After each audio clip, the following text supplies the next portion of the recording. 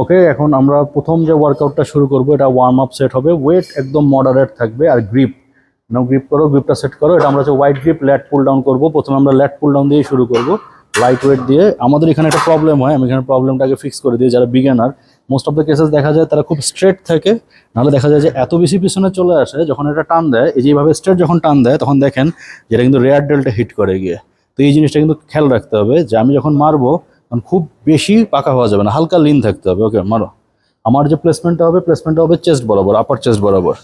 ওকে, good. এখানে দেখেন, আমি এটা এখানে ফোকাস করো ভিডিওতে, কিভাবে মারতেছে, প্লেসমেন্টটা কই করতেছে। সামনে যাও, সামনে থেকে প্লেসমেন্টটা দেখাও, ফোকাস করো। আমার সাথে ভিডিওতে আজকে আছে পল্লব, আমাদের তুষার আজকে নাই, তুষার একটা সিলেটের বাইরে আছে।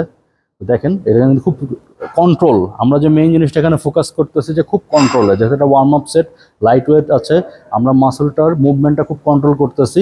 আমাদের মাইন্ড মাসল কানেকশনেও আমাদেরকে হেল্প করবে, এবং আমরা যে একটু পরে হেভি ওয়ার্কআউট যখন শুরু করব, এটার যে একটা প্রিপারেশন আছে, এটার জন্য মাসলটাকে রেডি করতেছে। আমার যে জয়েন্টগুলো আছে, জয়েন্টগুলোকেও কিন্তু আমরা এটা দিয়ে রুব্রিকেট করতেছি।